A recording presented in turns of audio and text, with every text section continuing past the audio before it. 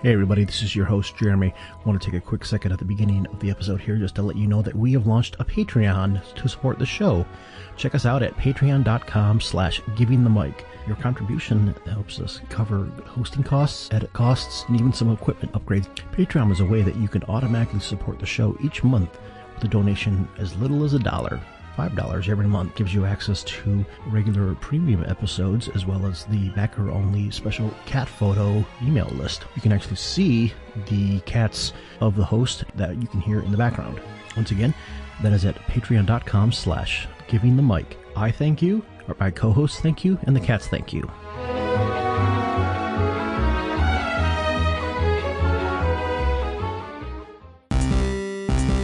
Hi, I'm Jeremy. I'm a dork living in Portland, Oregon who spent too many years listening to podcasts and not doing anything creative. This is my attempt to rectify that, to create and contribute something where I talk to people about their cultural obsessions and try to give some recommendations of my own. Welcome to Giving the Mic to the Wrong Person.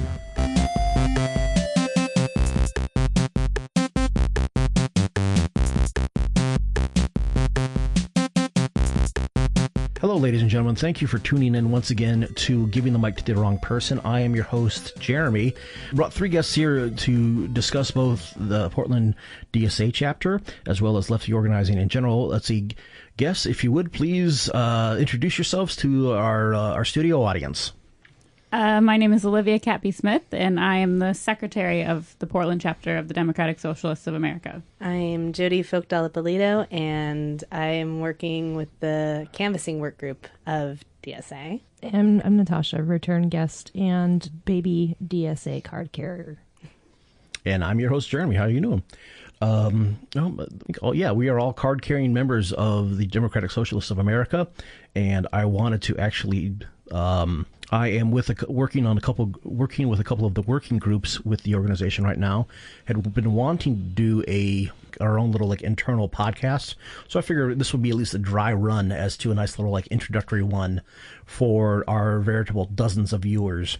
Some local, some not, just to what the organization is. Because I think at least definitely in podcast land, overall, I wanted, Democratic Socialists of America, the DSA has kind of just skyrocketed in both, membership and just presence and just kind of curating, if you will. And I was wondering if whoever wanted to weigh in. I think Olivia, you're the actual highest ranking member here. If you could just to describe the organization and pitch it, if you would. Or why would what it is and why would one want to get involved? How about that? So DSA is the largest socialist organization in the country. We just reached 30,000 members today, actually, which is super exciting. Yeah. I think we have, this number might be wrong, but I think I saw that we have 180 chapters now, which is amazing. And yeah, we are organizing as a leftist, progressive, and explicitly socialist alternative to the neoliberal and neoconservative politics that are existing and fucking everything up in the mainstream system right now. So I think people are disillusioned with the political process, as they should be. So I think that's a main reason why DSA has grown so much so quickly, especially right after the election. When we go out canvassing, I train my canvassees, on kind of a really general overview, because you don't know whose door you're knocking on. And so what we say is, we're a big organization. We believe in working for living wage, housing for everybody, and healthcare for everybody. And so those kind of things really resonate with a lot of people. And I think we're seeing a growth in DSA because of that. And it doesn't even, those are your hooks. And then later people figure out oh yeah, that's socialism. Cool. Yeah, socialism is a scary word. But if you lead with these policies and people are going to, inherently agree with things, they're oh yeah, why wouldn't I agree with that? Then later you get them with the socialism. Right. Absolutely. Not that we hide that we're socialists when we're door knocking. Absolutely not. But I mean, you're wearing a shirt, I'm sure. Right? Yeah. Well, buttons. Buttons. That's true. The shirt. Yeah. The The next round of shirts isn't out yet, is there? It's coming. It's coming, yeah. We are waiting because they are union made and they have like a back order. And so we don't want to get the non-union made ones. That's true. That makes sense. Support your local t-shirtery, ladies and gentlemen. And there's just been too many people like joining. Yeah. Everyone wants a shirt. Yep. Right. Well, that is kind of the thing. That's like the modern, I say wearing a shirt from the 2012 Portland Adult Soapbox Derby event. It's kind of like it is both self-identification and self-expression, and just kind of like, hey, I want a cool shirt. Along with like tribal affiliation, I guess. And it helps if it has nice graphic design. Yes. Well, and I think it kind of helps like spread the message too. Like if I'm wearing a DSA shirt and my coworker sees me wearing it, like, oh, you're in DSA. Let me talk to you about that. I've heard about them. Like, can you tell me more? So I think it's a little bit of advertising too. It's important actually, because I think the visibility on the group is still pretty low in terms of your mainstream. Right. Yeah. I think we've talked about this in one of our earlier episodes too, but I wanted to ask, I guess each of you, like, what kind of, what motivated you to get involved with this particular group, or with any particular group that was a bit more, I don't know, active, a bit more like, obviously lefty than just vanilla Democratic Party of Oregon or anything like that. Like, why go beyond kind of like, trad two-party organizing? What do you think? What led you to that, or motivated you? I mean, so I grew up in rural Ohio. So I was surrounded by Republicans my whole life. I worked for a Republican when I was 18. I quickly realized that I did not want to work for Republicans, and I was not a Republican. But I still saw politics as like the vehicle for change. So then I worked for Democrats, and I also realized that they were bad, and they had this like weird means testing way of doing everything, and like private public partnerships, things that didn't seem like they were actually making a meaningful difference. And then the 2016 election happened, and Bernie Sanders came along, and he talked about democratic socialism, and I was like, oh, what's that? I mean, I had, of course, heard of socialism, but never in like a modern context, never like in the context of American politics. I just had never put that together before. So then after the primary and after the general, I joined in November, right after the election, because I was like, okay, fuck this. I can't just like sit around and post. Like, I need to actually do something real. I need to put I need to take action. So I joined DSA right after the election and never looked back. You're still posting it, right? Oh, yeah. I'm still posting. Oh, thank God. Never stop posting. Never log off. Yeah. Jody? I was thinking about this on my drive over here today, that in 1994, I grew up in Southern Oregon. And there was some sort of, I think, state legislature about timber and like timber use. And our teacher, fourth grade teacher, set up this really thoughtful like debate system where we read and then we had to take sides and debate with each other. And I remember me and 2 other kids were on the Democrat side, and then all 16 other kids in my class were on the Republican side. And I think that kind of sealed it in my mind, where I was like, okay, I'm going to have unpopular politics. Like, that's who I am. And so I guess growing up, I kind of always had that, like, okay, like, it's okay that I'm not agreeing with Southern Oregon politics.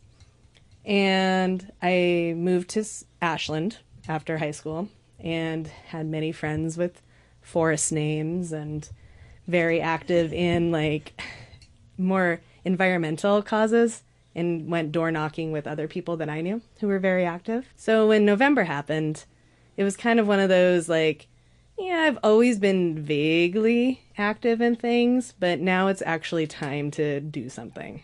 So I joined my neighborhood association, which you did something. is not DSA. And then I was like, okay, I need to get, and I just like, that's great. And I totally believe in hyper local politics. I believe in changing the immediate lives of people. I think that's great. But I was like, I need to do more. So I formally joined DSA in spring, but have always kind of thought of myself as a leftist. So awesome. Yeah. Do you want to do at least a brief review, or Natasha, or I feel embarrassed too, but I literally signed up for DSA a month ago, and of course my card is going to be in the mail for a while. That's fine. I can console myself. I'm just really happy to have found an organization that actually represents something for active political change in this country, because I think a lot of us grew up disillusioned by it. Of course, 9/11 happened when I was in high school, and I went through it. Most of my male friends from a small town in Washington that didn't have anything else to do went into the military and suffered for it. And the whole idea that our nation was broken was kind of always at the forefront of our mind, to the point where politics just became disgusting and horrible and weird. But when the election happened, I think we all kind of had to wake up to the fact that if we're not doing anything, nothing will change. And I'm really, really glad that DSA's prosperity has come out, whether or not it's from, so quote unquote Birdie Bros, which whatever, like I count myself as one of them. And, I'm really happy to see it blow up. So. Awesome. Yeah, my own particular history was always, even though, where did you grow up in Ohio? I grew up in Delphus, Ohio, which is a town of 7,000 in like the northwest corner. Like, do you know where Fort Wayne, Indiana is? Yep. It's about 45 minutes from Fort Wayne. Okay.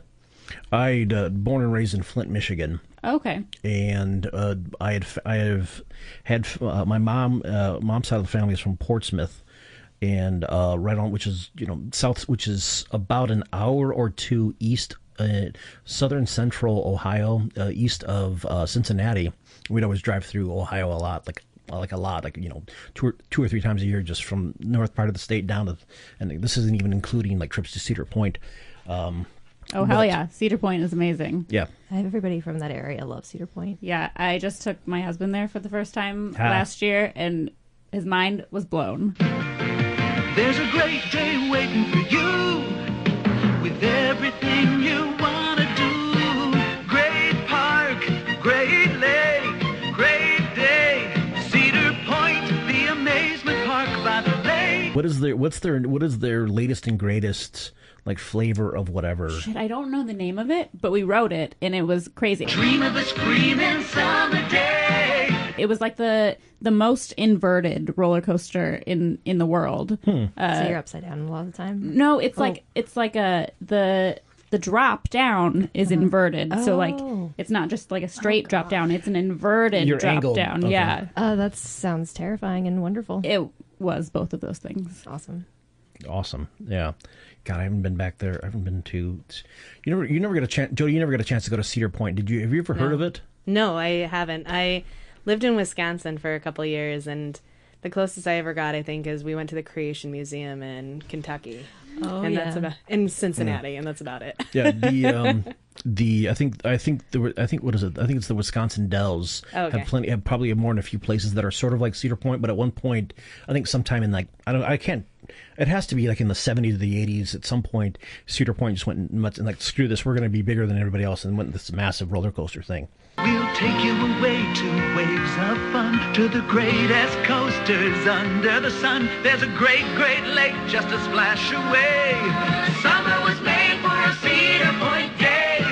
This summer, get away to Cedar Point. We've got a beachfront hotel, a camper village for your RV, a marina for your boat, and lots of great restaurants, all on the shores of Lake Erie.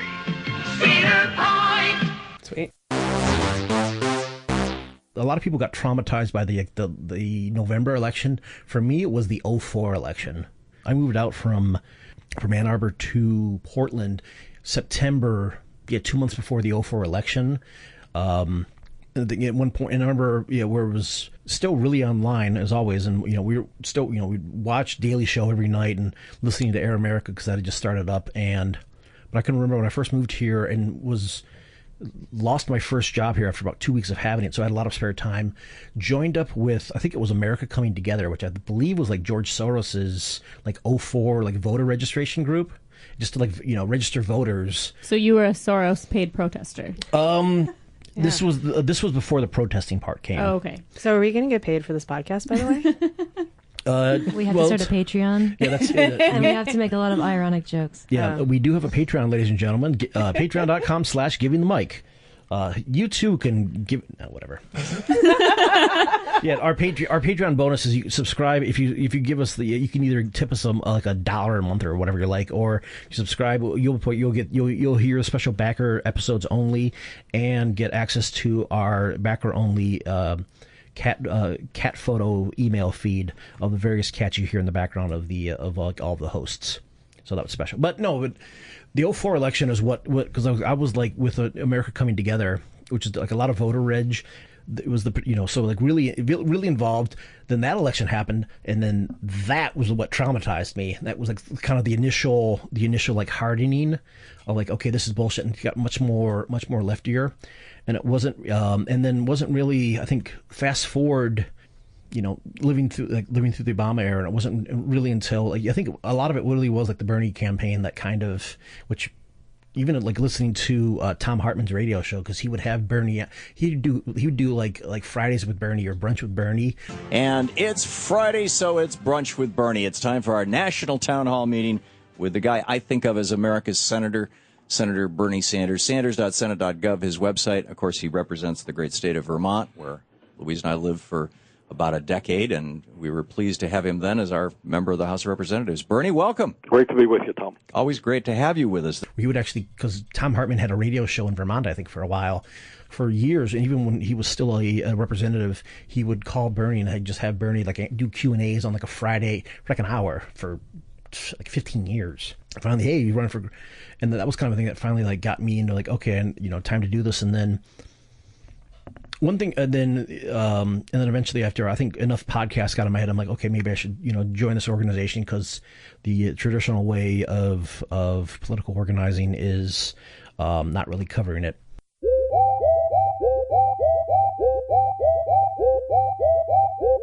One thing I did want to ask about is brought up, but it was I wanted the idea of like the November election, but also of also like trauma and like anxiety and activating. Because there's one thing I wanted to, of what I thought was what an interesting reaction is that it's like Jodi Dean actually I think was recently interviewed. She talked about if you do not have a political horizon you are organizing to, then like politics is just kind of like doesn't seem like there's really much all that is to do except for like arguing about shit on like social media, and that's it. This whole opposition of class versus identity seems to me a false thing. That's almost a neurotic symptom, a fixation on some primitive idea that we can't get past. How do we break out of this very unproductive cul-de-sac? The very first answer always has to be practice, right? Good old Marx's answer is practice and organizing and actual struggle. A comrade of mine, Hannah, gave me some really a really good insight a week or so ago when I was complaining about call-out culture, right? Because one of the things that many people find frustrating on the left is not just what appears to be the kind of brocialist phenomenon of ignoring race and class, but another kind of phenomenon of constantly calling out people for privilege and constantly trying to essentially undermine people at any step of the way and tell them, well, go do your homework and, address the white supremacy within yourself and all of this. Yeah, I'm not going to do the work for you. Oh, yeah, that line. Oh, I know. It drives me crazy. So my friend Hannah, or friend and comrade Hannah, was saying, we might be better off if we look at that phenomenon as what happens when people don't have a communist or socialist horizon to their politics, right? They feel really helpless. They don't see anything to do other than change attitudes and speak out. And so, and they don't have a forum for doing this other than social media or the dinner table. And so if we start to maybe recognize some of these phenomena as symptomatic of communicative capitalism or the kind of liberalization of the left, we see it as symptomatic of the loss of an organized political left, then we might be able to address it a little better, right? Rather than thinking these people are just bad, which is utterly unhelpful, we can start to see, what we need to do is work better at building our left political organization. So I found that really helpful, right? to think about call-out culture as a symptom of what happens when people who really want to be involved in left struggle actually are not in organized politics. So I think the answer then is organized politics. Yeah, I keep thinking back on that Le Tigre song, "Get Off the Internet." I guess it didn't take. And maybe calling your representative once in a while. So one thing I did want to ask, if what do y'all think about just the benefit that like actively organizing, and also, as they say, logging off and getting the hell out into the real world to actually achieve something. How can that actually help with, say, let's call it November enforced trauma and anxiety and stuff like that? Well, when you were talking about the 2004 election, like, that totally resonated with me, because that was the first time I got to vote in a presidential election. And I was living in Minneapolis at the time.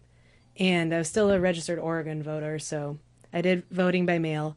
So when they, came up to me with clipboards, I was like, no, I can't vote. I can't sign this because I'm not a Minnesota resident, but I can help you. So that was the first time I ever got involved in, like, dragging around clipboards and getting people to sign stuff. And then to have that blow of, like, you're kidding me. Like, Bush just won again, like, coming of age, being in high school when September 11th happened. And you're like, you're fucking kidding me. Like, really? So I think that trauma was very real for a lot of people in my age group. And so looking, and not to, like, reinforce the stereotype of DSA, but if you look at the makeup of DSA, it is a lot of people in their 20s to, like, 30s, which is, like, that prime age group. So we all kind of experienced that 2004 to some extent, and then coming into Trump winning, and I just remember looking at my husband at the bar when we were watching the election results and being like, yeah, we deserve this. Like, of course Trump won. Of course, because after 2004, not enough was done to change things. Yeah. And I think that really, whether people realize that was what they were feeling or not, I think that feeling was there. And I think that's what helped motivate a lot of people. Yeah, I mean, for me, being involved in DSA is the only thing that keeps me from descending into crippling depression. Because, like, I know that I'm actively working towards a goal that 30,000 other people share and are also actively working towards. Like, I'm also the co-chair of the feminist branch. So, like, being in a room with 30 other women talking about how we're going to organize for single-payer healthcare and why that's a feminist issue it just leaves me feeling, like, high at the end of the meeting. Like, we can do this. We're actually going to get stuff done. Like, there are people who share my views, and I'm not alone. And yeah, Trump is president and everything fucking sucks and the world's going to end soon. But also, maybe we can stop that from happening. Yeah, or we can, mitigate the damage that's ongoing, basically, by having a plan for the future. Yeah. Yeah, I think that was my thing. I remember that night. It was kind of a thing where a lot of people were heavily emotional, and I was kind of like, well, this feels like bullshit. But I think my attitude later the night was kind of like, okay, well, fuck it, time to get started. And that was the thing, is like, because I just remember the trauma of 04 and the time when I was right after because it was also that happened right after I moved to Oregon and didn't really know too many people. But yeah, this at least helped. So doing it now, that was just kind of one of the things that I liked, is that at least, there was a way to positively channel the energy and the anxiety. There was a way to sublimate it. There was a way so that it wasn't just kind of like people freaking out on like social media and kind of like just, as they continue to do. Yeah. Well, I mean, you guys keep talking about the trauma of 2004. I was in 7th grade in 2004. So, I think that's really helped the momentum of DSA, is that it's so many young people who aren't, like, beaten down by all these defeats yet, who are still full of optimism, Mm-hmm. We haven't had our dreams crushed yet. We feel like we can actually make a difference. And I hope that this time we're right. Right. Well, enough. I think to use Brooke Gladstone's term, reality has broken enough. Reality shattered. Our view of how things actually were, and how things were, and how they should be, and what they could be, kind of got just shattered. Hammered, thrown against the wall into 1,000 pieces. And so now things are both really interesting and really dangerous, but really pretentious. Whatever, that's not a word. Portentous? Portentous. Sure, that works. All right, let us take a quick break, and we'll be right back. And we're back. Are you both on the feminist working group, or I think you're the co-chair? Yes. Were you part of it too, or more of the canvassing group? I am not. I am in the labor working group and the canvas. Okay. The way that our chapter is structured, though, there's not like formal membership within groups. Like if you come to a meeting, you're a part of it. So you're a part of it in spirit. Yay. I love that it's not no gatekeeping. Yeah.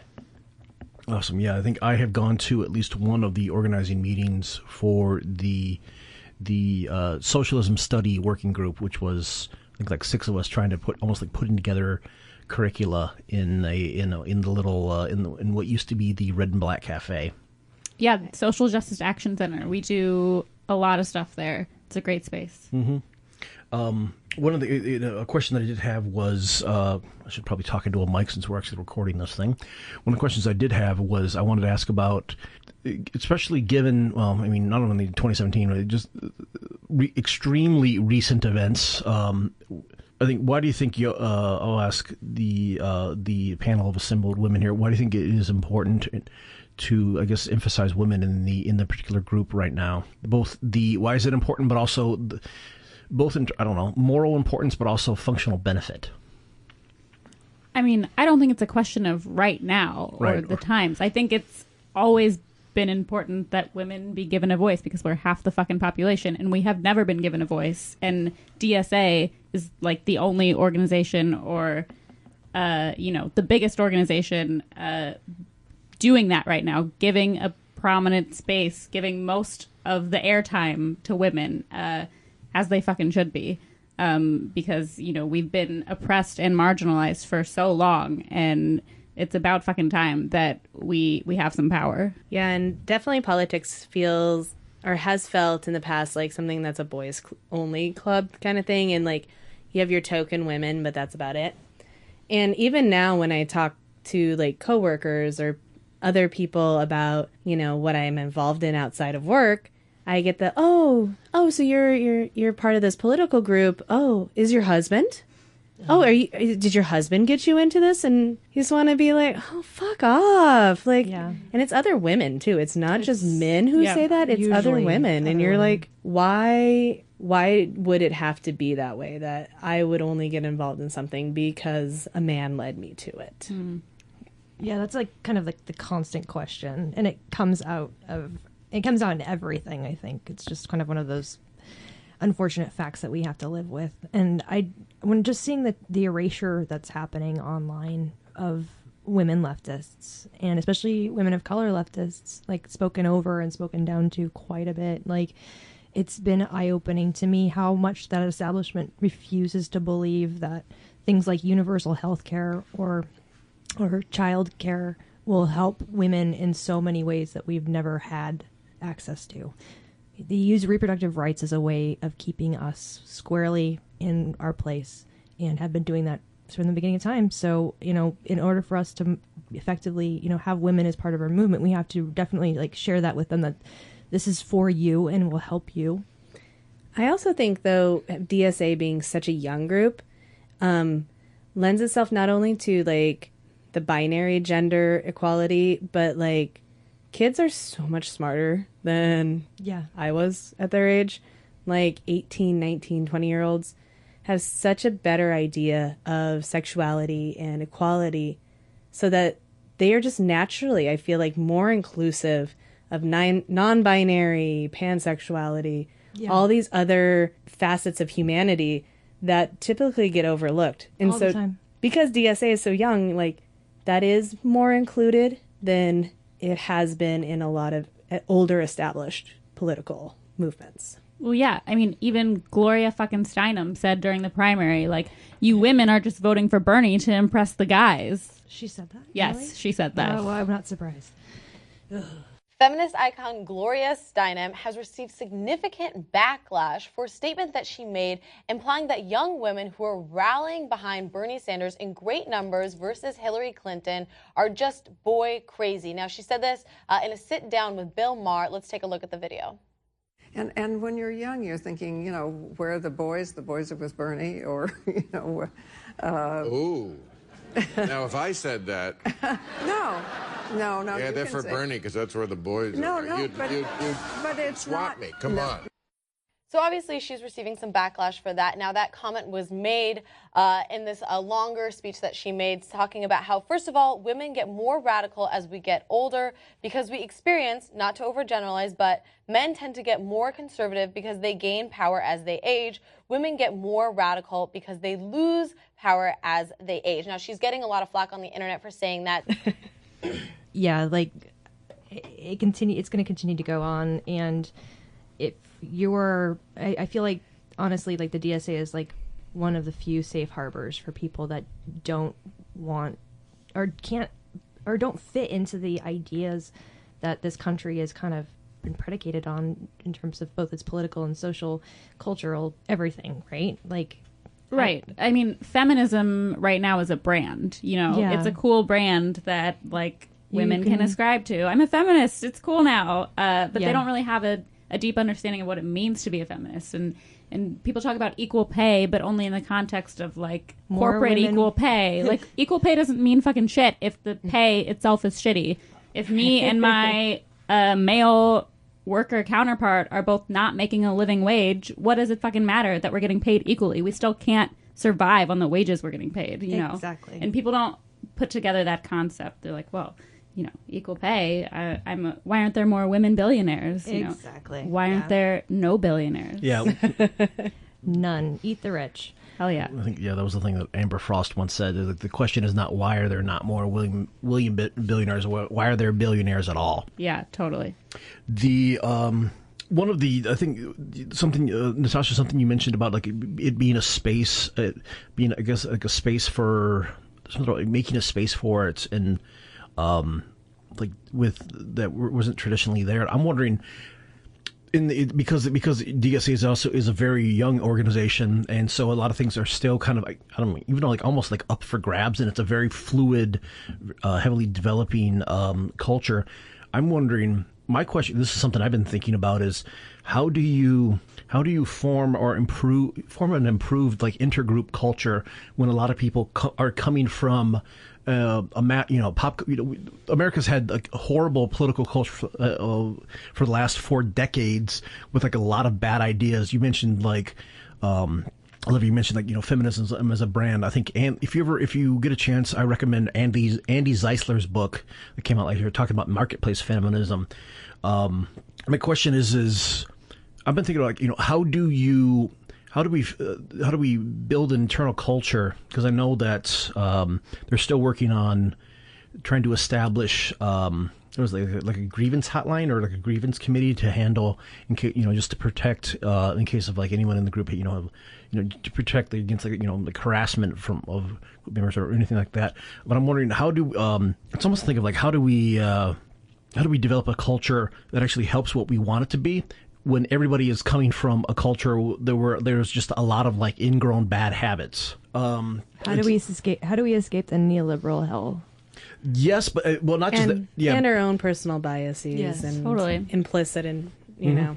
But I think exactly that, and especially since we're coming from a time when the normative behavioral leaders, a lot of the stuff of like offering the example of here's what you do, here's how you handle that has been shown to be like completely inadequate. Like how do people who raised in one culture and the ideology of one culture, how do you build another one from that when you're kind of stuck in the old one? I mean, like you mentioned, we have a local grievance policy where we have a committee of 2 women and 1 man who are, supposed to be unbiased and take grievances anonymously and handle them in a fair manner. We have that locally, and we have a national policy on that. We also use certain practices like progressive stack, where you prioritize the voices in a conversation of women and people of color and people who are traditionally, you know, not that comfortable speaking up in big groups. I think that the way people are socialized is people who are socialized as men are socialized to be leaders, and people who are socialized as women are socialized to be more passive and not encouraged to take on leadership roles. So we have to be really conscious about the way that we elect leaders. We have a quota for leaders, and also the way that we divide labor in our chapter to make sure that we're not dividing it in like a gendered way where women are supposed to make the flyers and get copies while men do all the like writing of the real meat of the work. You know, we have to make sure that it's a space that's you know, inclusive and it's empowering women, not the traditional, you know, kind of you know, the women are the secretaries, even though I'm like the literal secretary of the chapter. But, you know, we were going to change that word, but we couldn't think of a better one in time, so we just kept it for now. Yeah, like the Secretary of State or the Secretary right. But yeah, and that's the only thing that I've ever felt as being a part of DSA. I've only ever felt lifted up and empowered as a woman. And I hope that other women can feel the same way. And I think most people in general, like whether they're DSA members, Republican Party, I don't care who you are. I am an idealist and I believe in the inherent good of people. And I think that most people don't want to be assholes.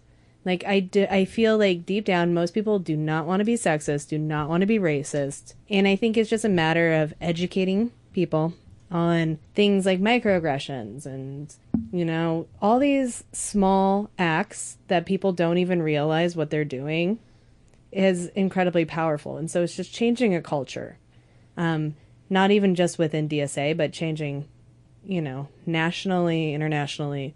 Talking about this makes people more aware and just better in general. Yeah, and you can provide that criticism constructively and peacefully and nicely. And I think people respond to it a lot better than the typical, you know, well, yeah, we live in a time of call-out culture, which is just understandable because there's been a lot to call out.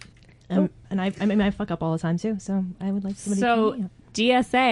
DSA has tried to make it a policy to call in rather than call out. So if you see a comrade saying something that's offensive or doing something wrong, you know, you make an effort to say, hey, this is offensive because of this, rather than like, you know, dragging them publicly first. You know, you first make an effort to kind of like in a comradely way correct their behavior. And I think that's a good way of doing it because people often don't know. You know, we've all been conditioned in this racist, sexist society. We all have these habits that we're not aware of. So to approach someone in good faith and tell them, hey, I didn't like that you did this, and, you know, this is how you could do it better, I think is a really productive way of helping each other learn. And most people will learn from that. Like, true, some people might lash out because they don't take criticism well. Right. But I think ultimately, like, not everybody, most people want to be a better person. Yes. Most people. Yes. we will just, I'm an idealist in that sense too. Yeah. I even include my Fox News watching grandfather in there. You know, maybe if he listens to enough of my podcasts, he'll change his mind. I'm wondering, and it connects to my earlier question too. I'm wondering, it's kind of a thing where, and this relates in terms of the internet. How do we first the benefits of the internet for organizing, but also, you know, how limited is online organizing, especially since a whole like I said, we're coming from, you know, decades of bad bad habits, and thanks to the fact that most people talk to each other through you know, social media, which is constructed in certain ways that people don't actually think, but it's constructed in ways to, you know, kind of like enough of a, you know, 12 different flavors of Skinner box, getting you to the point where you continually where you read to react, and the whole point, and you are incentivized to kind of like to, I don't know, be a hyper-reactive, like atomized consumer. It's like everything that political organizing is against. So it's at some point it's like, you know, how does one grow a better culture, you know, organizing culture when so many you know, and even like a lot of us came from, you know, on the internet all the time, where like the most like unhelpful habits are out there. of like where like the whole point is like, hey, let's of like dogpiling and like witch hunting. And I think Freddie DeBoer used the expression offense archaeology, of when someone says something wrong and they immediately or someone you don't like, you start digging through 5 to 10 years of posts just to like pull things out. Yeah. I don't know. I mean, both in the good and the bad, you can look at the Women's March as an example.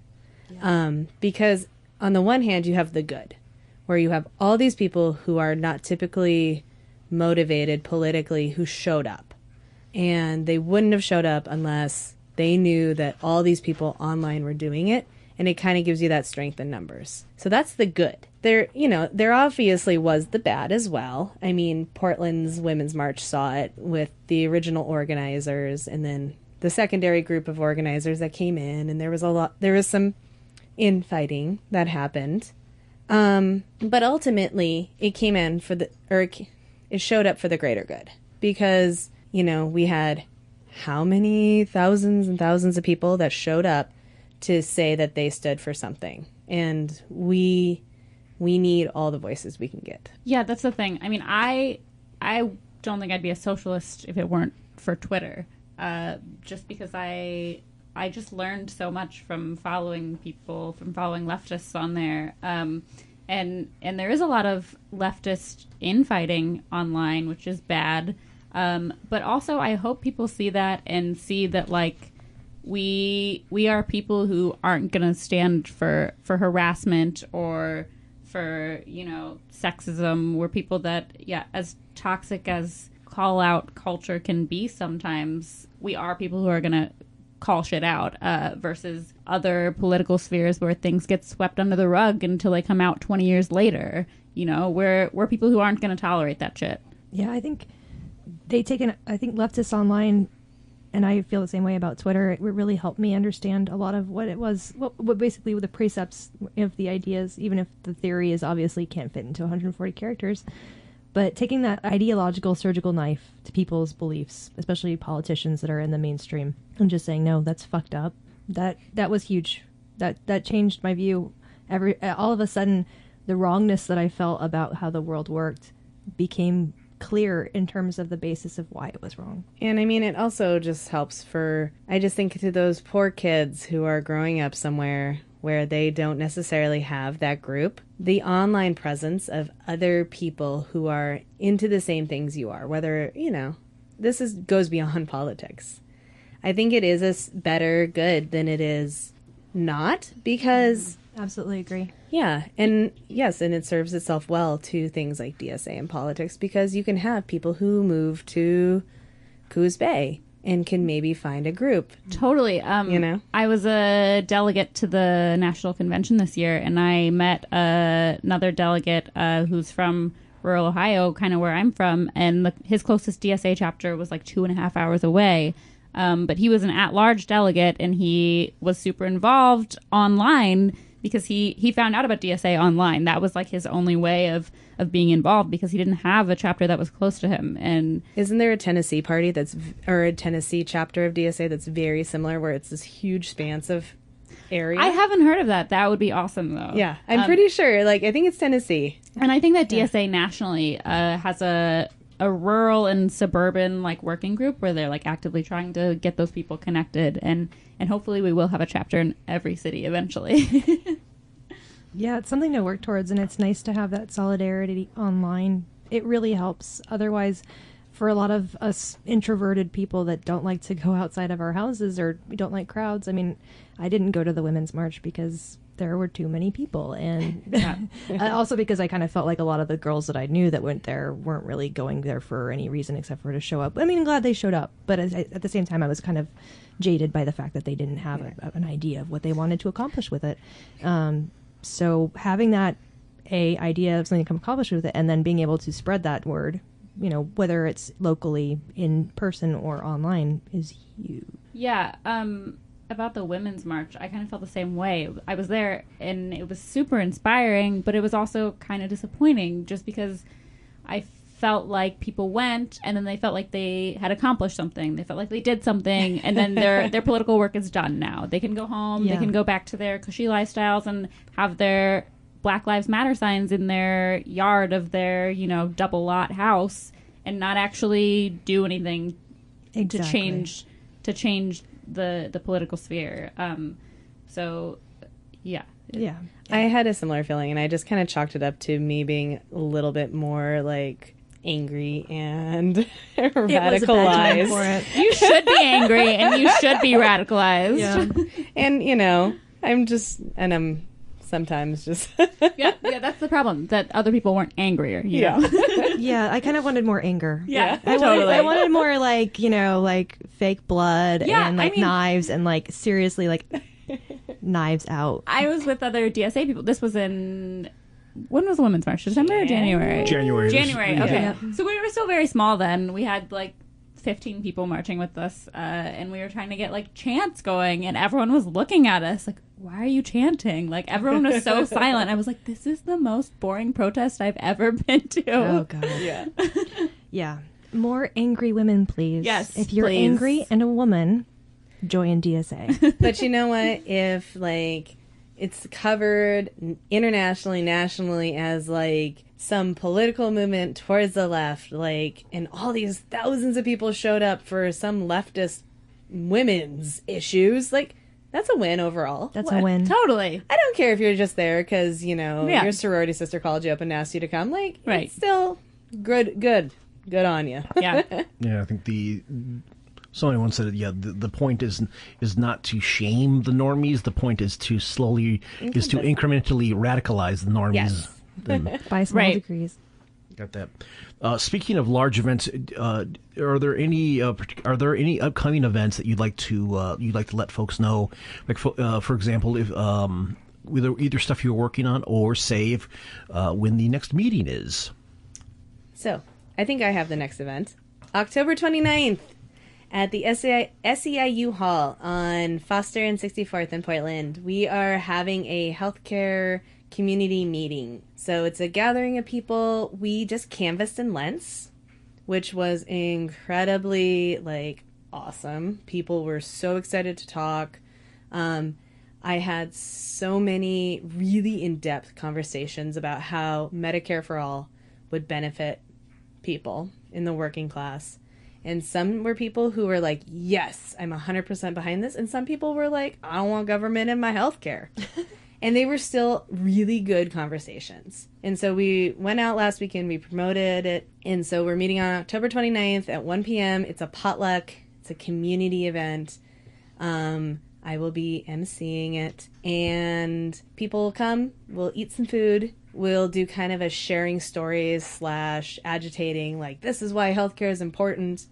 And then we'll have a really informative slideshow by a wonderful person named Jessica, who will tell us all about healthcare for all, Medicare for all, single payer, and why we need it, and the FAQs to argue with your Republican parents. And that's awesome. Sunday the 29th, correct? Of October, yes. October, okay. I've got a couple of events, too. This Saturday is the Feminist Branch meeting, and we're going to have a representative from NARAL talk about the Reproductive Health Equity Act, which just passed in Oregon, which is supposedly supposed to require comprehensive coverage for reproductive health services, but, you know, there are still a lot of loopholes and fine print for insurance companies, and, you know, we wouldn't really have to have this bill if we had single-payer health care. So we're going to talk about, like, what we can do regarding implementation from a socialist perspective. And that's at 12 o'clock on Saturday. The 21st. Yes. At Social Justice Action Center. And also, sorry, go ahead. Which is at, is it Washington, or is it, like Southeast 12th? It's 12th. In Oak, I think? Yeah, I think it's at Oak. It's where the Red and Black Cafe used to be. Right. So if you've lived in Portland long enough to remember that. And our next general meeting is November 12th. It's always the second Sunday of the month. And it's at SEIU on Foster. And we are going to be voting on bylaws, which sounds boring, but it's important that people turn out for that because we need quorum. But also, we're going to be hearing from Andre, who's the chair of the Seattle DSA chapter, about lessons from the John Grant campaign, who is a socialist DSA member who is running for city council in Seattle. And the election is literally right before our meeting. So he could win, he could lose, but either way, we're going to have some lessons from Seattle to talk about. Awesome. And skipping all over the place, actually, there's another event, the labor branch meeting. So for those of us who are in unions or dream of being in unions, Sunday, October 22nd at noon at the North Portland Library on Killingsworth, we are getting together to talk about labor issues and what we want to do. We've been talking a lot about how we want to work more in educating people about unions, and just really emphasizing the education piece, and then also doing some more service kind of like resume writing. How can we branch out and just help people in labor? And then our next canvas is November 19th, I believe, and we have not determined where we're going to go canvas, but we are going to go out, hit the streets. We usually we're going to meet at SEIU. We'll provide some training, go over the script. You'll practice it a bunch of times, and get all the words of wisdom. And then we send people out in pairs to go knock on some doors. And it's actually a lot of fun. It's terrifying. And the first few doors are totally intimidating and scary, but it's a real cool experience. And I totally recommend everyone, whether they're DSA or not, if you like the idea of having no copays or having complete comprehensive health coverage, to come out with us. Absolutely. Hell yeah. Where can folks go if they want to find out more information? Facebook. Yeah, so we have a Facebook page, Portland Democratic Socialists of America. We're also on Twitter. We have a website, which is portlanddsa.org. And if you want to join DSA, go to dsausa.org/join. Awesome, which is what I did just some months ago. All right, and last but not least, wrapping things up, shifting in the one semi-regular segment we actually have on the show for endorsements and recommendations. Do you have anything that you've been digging on lately that you'd like to share with others, culturally, pop or not? Can I ask you a question? Certainly. Have you already wrecked HEAVYxMEDICAL? I have not. Okay, so I'm going to recommend HEAVYxMEDICAL. It's a podcast by Tim Faust. He's one of the largest voices in the DSA right now, speaking out about how single-payer coverage is the only solution. He's a total nut for healthcare policy, and his partner, Kelly Jo, who's on the podcast with him as well, is also a lawyer in that field, I believe, or at least is involved in legal aspects of it. So I work in the health insurance industry, especially durable medical equipment, and I see the suffering that happens daily from people who are not allowed to receive the services that they require to not only be comfortable but also to survive. It is a sick place, and we need to fix it right away. I think we all kind of know this, but the way that Tim explains it, I think, breaks down kind of the bigger wrongs within the insurance industry itself, because it's kind of seems, from an outside perspective, I know it is very difficult to understand and to break down into it. So that would be my recommendation. What is the other thing that Tim and Kelly Jo really love? They love metal, and I love metal too. So they talk about metal every week. Very briefly discuss an album that they like. It doesn't get too far into it, but they do have some sick tunes played in between their segments. I really appreciate it. But which variety of metal? I mean, are we talking doom? Are we talking? I think they're all inclusive about it. I think we're all into a little bit more of the stoner, sludgy, doom metal variety. I know I am, but yeah. I think looking at their website, looking at the very first episode, they talked about cost bundling and carceral health updates, and played some. Is it Kirith Ungol or Sirith Ungol? Kirith Ungol. Right? Kirith Ungol. Yeah. They have another band. Kavertilek. That yeah. Yeah. They have Kavertilek played a couple of those, and then actually played Kavertilek a lot. Mm-hmm. I think it's one of his favorites. Yes. Yeah. Tim, if you can't find Tim Faust and Kelly Jo online, they're interesting people and worth. Tim is checking also out. known as the guy on Chapo that laughs like a cartoon character. He goes yuck yuck yuck. It's really cute. I love it. Sorry, Tim. Anybody else have anything you'd like to recommend? I have one thing. I've got some recommendations. Go for it. So I've been listening to Season of the Bitch, which is a leftist podcast by women in DSA. Laura Kerrigan is one of them, and I met her at a feminist DSA leadership training that we both went to in New York, and she's awesome, and I can't recommend their podcast enough. It's really good. Also, I am reading October right now by China Miéville through Verso Books, which is amazing. So I would highly recommend that too. It's about the Russian Revolution. And one more book recommendation I want to make is called Dangerous Subjects by Kenneth Coleman, who is a Portland DSA member, and he is in the education working group, and he's a historian, and he's amazing, and you should totally read his book. And it's about a black sailor who was shipwrecked in Oregon, and it's kind of like following the sailor through like the black exclusion policies that happened in Oregon that made it like a whites only state. So yeah, those are my recommendations. Awesome. Jody, you got anything or? I mean, so I'm a teacher and I don't have time in my day-to-day to listen to a lot of podcasts. Like, you know, I do DSA, I do union, I do teaching, I do so much that my time where I'm not doing anything is filled with just whatever I can, like, not think about anything. So, I really recommend rewatching or watching for the first time as I am Deadwood.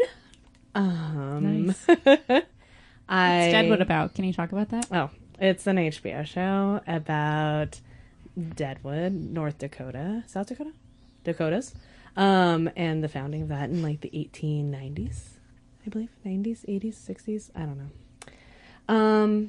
That's just proving my horrible history knowledge, but fantastic show, and it's after the Civil War. I know that. Yes. And then my most silly recommendation, but I like to bring this up at parties because people look at me very crazy, and then I talk to them for an hour about this, and I'm more crazy, but then they're also kind of swayed to my beliefs. The most proletariat, the most working class show on TV currently is Catfish on MTV. Oh my god, I'm so excited to hear this. I've always wanted to watch that show, and now you gave me a You've reason. never watched it? No. Oh my god. So I feel like they do the best job of reality TV in going and speaking to people of different economic classes. And they go in, like, it always starts with them going into somebody's house. And so you go to these places, you go to Milwaukee, you go to the Deep South, you go to just weird rural places sometimes it's inner city, but it's where people honestly live. And they sit and they talk to people, and then they go to another person's house and they meet another person. And you're just getting a very honest view of how people live in some ways. And it's always the premise of one person looking for love across the internet. And as the seasons have been going on, the demographics has changed. As it being an MTV show, you would think there'd be like 15-year-olds. But the people have just been getting older and older and older. Oh, wow.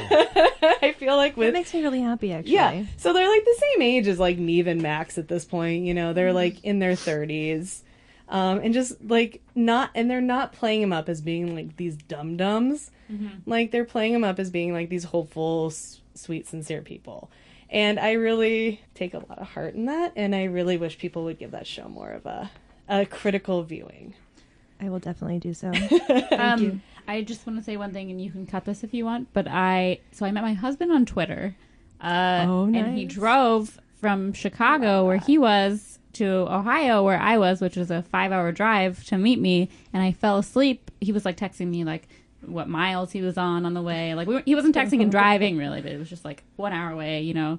And I stopped responding in the middle of it because I fell asleep. Oh, man. And he was like, "What the fuck?" Like he literally thought that he was getting catfished, and he was like, "I'm gonna have to get a motel in this strange state that I've never been to." And like, he finally came and like knocked on the door for a while, and he saw my cat in the window, which he had seen pictures of. So he's like, "Okay, I think I'm in the right place." And then I finally like woke up and came to the door, and it was a big relief, and now we're married. That is the best meet cute ever. Yeah. I love it so much. So I don't know if that's going to make the cut, but It totally makes the cut. Absolutely. and maybe Neve Schulman has horrible politics that I'm just not aware of. Oh, he does actually. Okay, so I do not condone that. He does. He is Not Israeli, politics. right? I don't even know if I should really say this. Yeah, this might be cut, please. He assaulted a woman in an elevator. Oh, gross. I think it was an elevator. Like, why is it always in an elevator? I don't know. It's because it's a Small enclosed space, space. and in lots of movies, that's yeah, where you fuck. and the security camera's always on in there. Yep. He punched a woman in the face. Oh, wait. Yeah, he punched a woman. Jesus. Yes, that's what I meant by assaulted. Oh, I'm yeah. sorry. I Okay. didn't mean to. I automatically assumed the worst. Oh, I know. Yeah. I had the same thought. I was like, ew. No, it wasn't sexual assault. It was like literal assault. Well, I mean, it's all literal assault. But it was a punch in the face. So I do not condone that at all Yeah. in any way, Yes. nor do I. And then he issued like a non-apology about it. We when it have came deemed out. this person problematic. Yes. We can still appreciate the art, I think.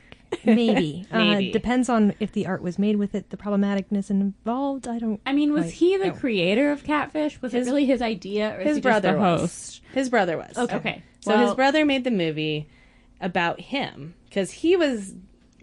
I know way too much. Catfish canon. I love it.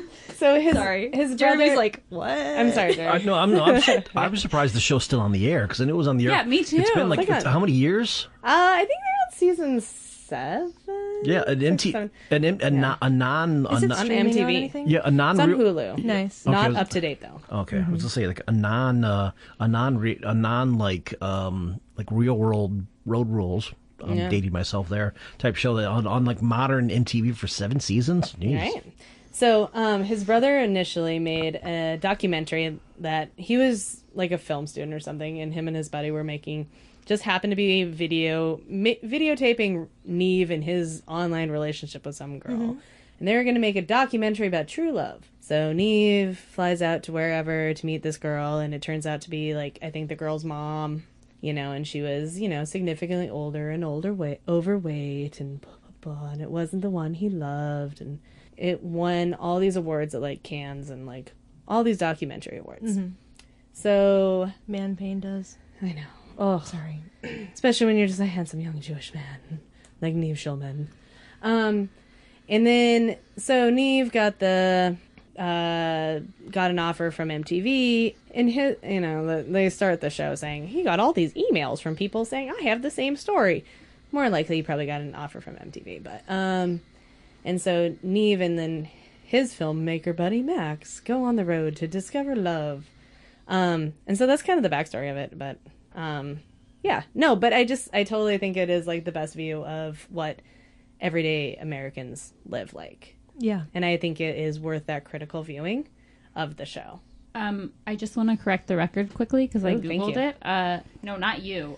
So he did punch a woman repeatedly. It was not in an elevator. The story came out after he posted a picture on Twitter where he was in an elevator after the Ray Rice incident and was like, Ray Rice is a coward, like real men show respect, and it's a selfie of him in an elevator. And then this woman was like, oh, actually, you punched me in the face and got kicked out of our college. So that's, Thus the elevator confluence. Yes, confabulation. Thank you for clearing that up. Yes. That's hilarious. So he punched a lady in college. Yes, And and he got kicked kicked out out of college for punching a woman in the face. And then he tweeted unfortunate. an elevator selfie saying, I respect women. But there indeed, ladies and gentlemen, and I guess last but not least, unless anybody else has any other recommendations, I'll recommend a newish book come out just published earlier this summer called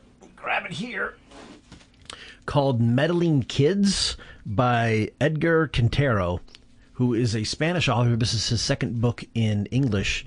Meddling Kids is kind of it's a group of, you can kind of call it pastiche, but it's a group that's kind of a mix of like, teen investigators they're kind of like the Scooby Gang. There's some like 3 investigators or like Nancy Drew and Hardy Boys mixed in. But this is what happens like after they have their big case, like the big last case in 1977, at like a big spooky house. they think they find the person who, you know, was scaring everybody in a big scary mask, and then it turns out 13 years later their lives have all been horrible ever since, and they kind of go back together to meet. They all kind of drift back together, at least the surviving ones go back to their original town where they grew up in kind of a fictitious town, a fictitious small town in Oregon on the, you know, like this, it is on the Zoinks River. Because sometimes they do, like I said, there's a bit of pastiche bits on here, and they to kind of resolve the last mystery they're on, and found out that there are far more Lovecrafty things involved. So the book is pretty much a mix of imagine if your grown-up Scooby Gang solved Lovecraft mysteries and only had a lot more post-traumatic stress disorder in there, along with the requisite substance abuse. It is a lot of fun. Sometimes it gets a bit too cute for its own good, but it's definitely worth reading and goes down real smooth. Sounds perfect. And yeah, that is Meddling Kids by Edgar Cantero. All right, last but not least, how can folks get a hold of you if they have any questions or comments or that kind of a thing? You can follow me on Twitter at LiveKittyCat. It's Live Kitty Cat with a K. All right, and I apologize already for my silly Twitter handle. And I admit I don't tweet a lot, but I do follow people a lot. I'm at ScaryBear1701, which is totally Star Trek. Make it so. Yeah, I initially only created a Twitter handle so that I could live tweet rewatching original Star Trek. And I think I made it 4 tweets and then forgot about it. So revisited it many years later, and now I just follow a bunch of leftists, so that's cool. We all found ourselves on Twitter eventually, right? For better or for worse. Yeah. Probably for worse for me. You'll find me at Ashes for Foxes, and that's on Twitter and Tumblr. Awesome. You can find, as always, the show at Giving the Mic. We have our own Facebook group, which is facebook.com/givingthemic. We also have our own Patreon. Aha! You two folks can help us put out this show because both the hosting costs as well as we've been trying to upgrade some equipment so we actually get decent mics that are not all 3/4 of my mics are just might happen to be Goodwill acquisitions that I'm trying to upgrade a little bit. My ex's studio mics. Yeah. No, thank you. Yeah. Just cut that out. I'm sorry.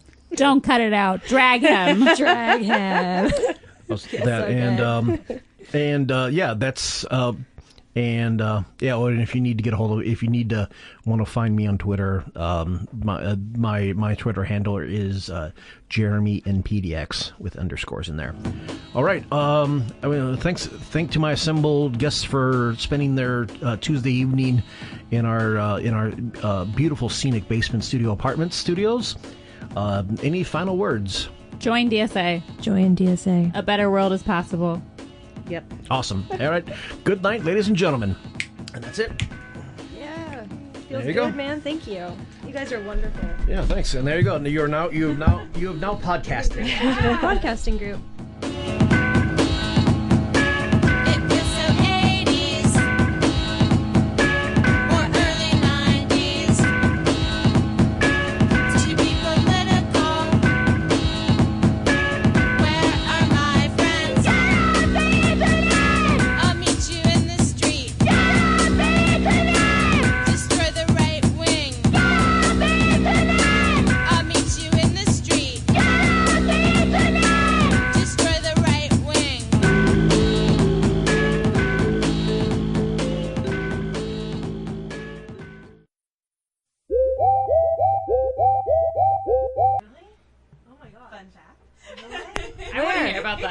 What? No, say, well, this is podcast material, right? Right. Yeah. Yeah, no, it was like Milwaukee Paranormal Investigators, and it was like you signed up to go with this group of people, and we went to some house or like some old farmstead in Rockford, Illinois. Nice. Awesome. And they Did you find ghosts? Did you find anything? Did you have any weird sensations? There were some ladies freaking the fuck out next to me, but I think they were just freaking. I think why? Because it was like dark and spooky. Yeah. I feel air. It's cold on my neck. Yeah, that's the thing. Those ghost shows are kind of the pre-social media react videos of their time. Of like, dude, did you feel that? Dude, Yeah, you know, I think exactly. Like, you always have a couple guys yelling, "Dude!" Oh, good. Leslie Lee is now following me on Twitter. All right, more one of the guys from Struggle Session. Yeah, I was the like, more podcast hosts, the better. I think he followed me too. And Brian, Murder Brian, love him. You guys listen to Street Fight? I don't. My husband listens to a lot, and I know of them, and they're Columbus based, which is where I'm from. Oh, awesome. I'm not from Columbus, but I lived there for a long time. Nice. So I follow them on Twitter. I just can't. I have too many podcasts to listen to. Yeah. I literally cannot listen to another podcast. We'll talk about your favorites. I'm interested to hear. Yeah, mine's. I about a year or two ago, I realized that you could adjust, because I use Downcast. You could adjust the playback at like about 1 1/4, which was fast enough to. No, you are not updating. Thank you very much. You could just play back from like regular to like 1 1/4, which is fast enough that it cuts a lot of the dead air out, but doesn't pitch everybody's voices up to like chipmunk voice. So I was able to, and you were able to like chew through like an hour of an hour long show in 45-50 minutes. Oh my God. And seeing as how I have like earbuds in my head 8 hours a day or so, because it's kind of thing. I both need a lot of ADD means I need the extra stimulus, and also it works for a great white noise generator. But it's a it's just like there's too much to listen to. It's kind of like well, what TV shows have you been watching? Well, we're at peak TV. Where it's impossible, even like the top, the cream of the crop stuff. It's like, I haven't been watching anything, and then I just end up watching shit anyways. Yeah, it's like shit is comfortable and makes me feel better. Yeah, there's super dramatic, elevated stuff I can't do it. My brain's already broken by the world. I just need an escape. But Street Fight is fun because it's definitely. Okay, feeding back way too much on there, but I got Street Fight is just because it is talk about multi-tendency. It is another, call it another lefty pod. It's like sarcastic lefty pod, only they've been doing it for like 6 years. With a couple of guys who are like just stand-ups around Columbus, and this was like their Sunday night. Well, they're like true my generation working class guys that grew up loving corn, and they talked about they went out and they recorded shows at the Struggle March and just talked about how they discovered ICP when they were like 16. That was one of those weird moments like where it was like, okay, all right, cool, the Juggalos united. Well, yeah, I listened to the one that they did with the military. Yeah, that was a good one. That was a really good one. That guy is great. Which one? Which one? Brace or no? Bryce? Bryce, I think. Yeah. Oh, Bryce Belden. You're talking about Bryce Belden. Bryce Belden. Yeah. Well, I don't know if that's his real name, but that's yes. But yeah, I listened to that Street Fight, and that was a really good one. Yeah, there's another military one by the guy that's like, he has that podcast about having been in Afghanistan. Anyway, it's called A Hell of a Way to Die. Yeah, Hell of a Way to Die. Yeah, I've heard that one's good. I haven't listened to it yet. Hey, I can hear. I feel like I heard everybody. that one too. Yeah, like my husband kind of filters he filters like all my podcasts for me, and because I have such a little podcast time that he's like, this one's important. Listen to this one. I think they're nice. This Chapo is really good. Listen to this Chapo. Yeah. This one will piss you off. We listen to Chapo as like a dinner time ritual. Like while we're both cooking dinner, we'll listen to Chapo. Yeah. That's adorable. I love it. God, I need a leftist man. I just with Rachel, I just sent her like I just sent her a little pod Rex. Through Facebook Messenger. I do that with my group of girlfriends. I got them on Champagne Sharks. It was pretty cool. Like I was like, they're like, wow, some of this stuff is really intersectional. What's Champagne Sharks? It's he guested on, his name's T, and then he has a couple other co-hosts now. But like he posts. I mean, he's just kind of like talks a lot about Black issues, like modern day and representation. And he, like, one of his first podcasts is like a 2.5 hour rant on Hamilton, which is just fucking hilarious. He's on Twitter as like Ricky Rawls. Oh, I think I know. Yeah. Yeah, that's the thing is, Yeah. it's one of the things that. Twitter handle. Yeah. There we go. But yeah, he's had some pretty interesting interviews. There's a little bit of questionable anti-feminism in there, which I don't quite get behind, but otherwise it's really interesting to see his perspective, because I think the thesis that younger black men are kind of like the most oppressed group in America is probably there's a really good case for it, like especially. I mean, Yeah. I just kind of had the no shit, Yeah. kind of reaction. He's like, yeah, Yeah, I exactly. don't know who else you would put in that category. I don't know either. Yeah. So that's the major subject. All right, let's try your Yep. try your headphone levels, because I am good. I'm pretty decent host. I'm pretty decent editing. I am still learning how to actually level everybody's voices together on a conversation I am actively a part of. So can you at least hear me? Yeah. Okay. Yeah. The little amplifier, you can adjust your adjust your level from here. And let's see, which one is you? Just because you always want to adjust it for yours is number 3. A little blasting. Keep talking. Hello, hello, hello, hello, hello. There we go. Hello. Hello, hello, hello, hello. Wait, are you even? Can you hear yourself at all? Mm-hmm. Okay, I don't know. There's a couple of these little little connectors that are slightly wonky. Hello, hello, hello. Oh, sorry, I adjusted yours, didn't I? Oh, I just did somebody else's. That's perfect. We're good. Together we can find it. Yay. We can find the perfect level. All right, let me move this my little pop filter so I'm not actually hitting this stuff. I realized I need to get one of those. I have a big problem with peas. What's that? Peas. Yes. We all pop. The But this little foam screen doesn't really do that great of a job. Well, the other, like I said, this thing I got at Old Town Music because it was used for like $5. But there's always the backup, which is always where I put it. The backup is always here, where you just bend a little like clothes hanger together, and then whatever, either pantyhose or like the little like circular like cross stitch sampler. Stick one of those in here and then use that as a frame. That's a good idea. I'd like to have one that was cross stitched with some kind of motivational statement for me, like "You're going to fuck up, bitch." Okay. Yeah, I think that's the. I think there's an entire your cat is going to meow in the middle of your long, really well articulated speech. Oh yeah, but that's totally endearing. It's okay. Yeah, I think cats meowing in the background makes every podcast better. Yeah, it helps the dollop for sure when it happens. Yeah. I haven't listened to that one, but I did listen to My Favorite Murder, and they recommend it a lot. That one's staying up, or is it falling over? It is. Yeah. Staying up. Those guys are funny.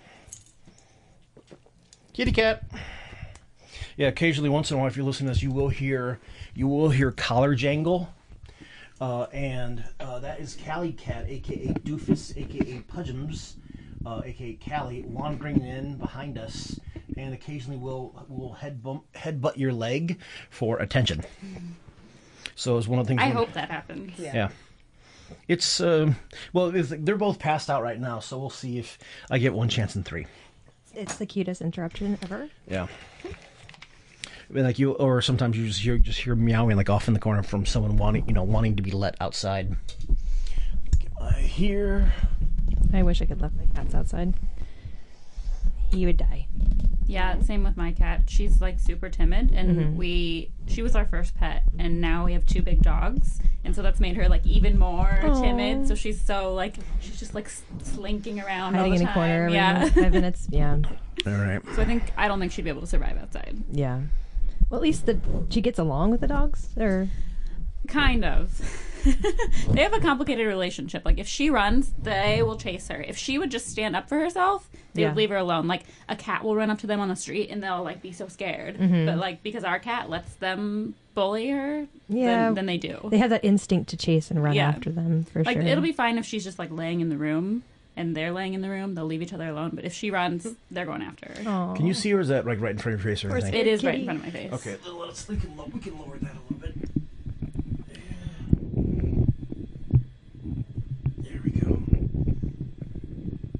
Thank you. That's a lot better. Yeah, there we go.